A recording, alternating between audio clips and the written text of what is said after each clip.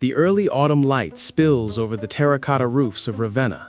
It's a city of brick and mosaic, surrounded by impenetrable marshes that shimmer in the dawn. The air is thick with the smell of salt from the nearby Adriatic, mixed with the smoke of 1,000 cooking fires and the sharp tang of the canals. From the harbor, you hear the shouts of sailors and the groans of ropes as a ship heavy with Egyptian grain is moored.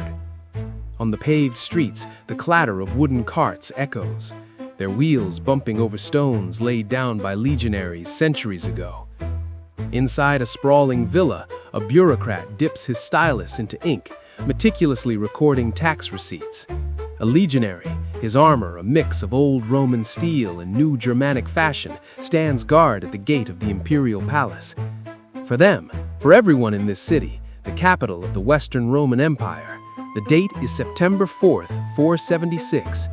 It is just another Tuesday. They are unaware that for 1,500 years, this day will be remembered as the end of their world. And this is the key. Their world was immense, but also intensely local. The senator worrying about his vineyards in Campania, the merchant haggling over grain prices, the soldier standing guard. They were all cogs in a machine they couldn't see. They understood their immediate reality, but the grand strategic picture was a distant abstraction, something for the emperor and his generals in the palace to worry about. The idea that the empire itself could cease to exist was literally unthinkable. It was the water they swam in, the air they breathed. It had always been there, it would always be there. Welcome to Dreamline. Today, we investigate a paradox. How does an empire that ruled the known world for half a millennium simply vanish? And how could it happen on a specific Tuesday without the people living through it even noticing? We've all been taught the story of the fall of Rome in 476 CE, a dramatic, cataclysmic end. But what if that story is a myth? What if the Roman Empire didn't fall, but simply transformed? To find the truth, we must first understand what a real shock felt like. For that, we have to travel back 66 years earlier to a moment that was anything but subtle, a moment that truly felt like the end of the world. The year is 410. The man is Alaric, king of the Visigoths. He and his people are not alien invaders. They are products of the Roman frontier, having served in Roman armies and lived alongside the empire for decades. Alaric himself sought a formal command, a place for his people within the system. But years of failed diplomacy, broken promises, and Roman arrogance had led him here, to the gates of Rome itself. For the first time in 800 years, an enemy army breaches the Aurelian walls. The sack that followed was relatively mild by ancient standards. Alaric, a Christian, ordered his men to spare the churches. But the psychological impact was catastrophic. This was Rome, Roma Eterna, the eternal city. Its violation was a spiritual wound. In Bethlehem, the scholar Saint Jerome wrote, "The lamp of the world is extinguished. The city which had taken the whole world was itself taken." In North Africa, St. Augustine was so moved by the event and the crisis of faith it provoked among Romans that he began writing his masterpiece, The City of God, to argue that the city of man may fall, but the city of God is eternal. This single event, more than any other, marks the psychological turning point. For the intellectual and aristocratic elite of the empire, the sack of Rome was an existential crisis. How could the city that built the world be so vulnerable? It forced a generation to confront the fragility of their civilization. For the man on the street in Gaul or the farmer in Spain, life went on. But for those who read the letters of Jerome or listened to the sermons of Augustine, a profound sense of uncertainty had crept into the world. The old certainties were cracking. The sack of 410 shattered the myth of invincibility. It was a symptom of a deeper illness. The empire was no longer a monolithic power, but a fragile state managed by a shadow court in Ravenna, where the real power was not the emperor, but the man who commanded his armies. This was the age of the hollow crown. For much of the 5th century, the Western Roman emperors were children, puppets or non-entities placed on the throne by immensely powerful generals, the magistri militum, or masters of the soldiers. These men were the true rulers of the West. Consider Stilicho, a Vandal who served Emperor Honorius. He was a brilliant general who defeated multiple invasions, yet was executed in 408 due to court paranoia, leaving Italy defenseless just before Alaric's arrival. Or Flavius Aetius, the so-called last of the Romans, who in 451 forged a coalition of Roman and Federate troops, including the Visigoths, to defeat Attila of the Hun at the Catalonian plains. A monumental victory, yet he too was murdered by the emperor he protected. And then there was Ricimer. Of Suebic and Visigothic royalty, Ricimer was the ultimate puppet master.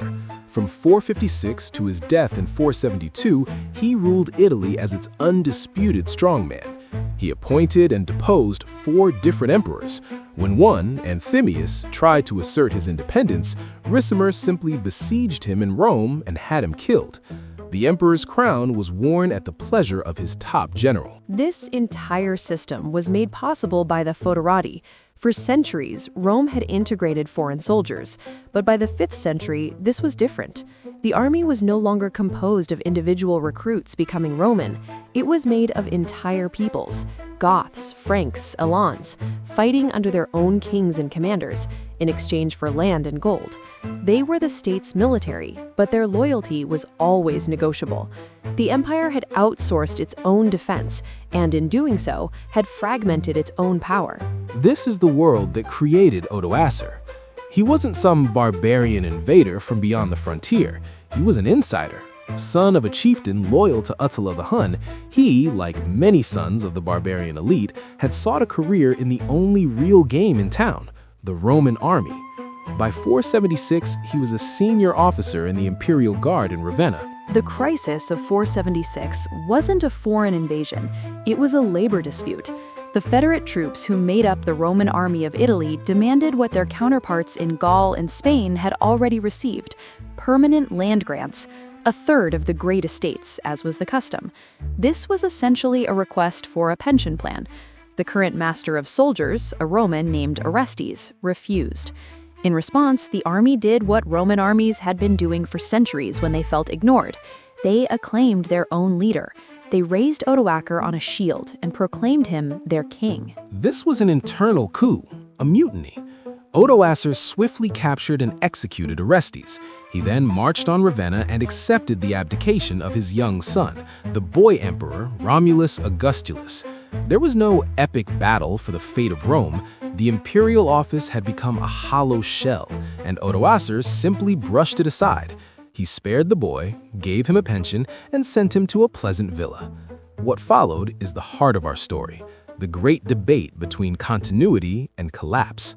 What really changed? On the side of continuity, the evidence is compelling. Odoacer didn't declare himself emperor. He sent the imperial regalia to Constantinople, acknowledging the Eastern emperor Zeno as the sole ruler of the Roman world. He governed Italy with the title patrician, a traditional Roman honor. The Roman Senate continued to meet in the Forum, issuing coins and debating policy. Roman law remained the foundation of justice. The Christian Church, with its dioceses mirroring Roman administrative districts, became a powerful vessel of continuity, preserving Latin learning and Roman organization. But on the other side, the signs of collapse were real, even if they were slow.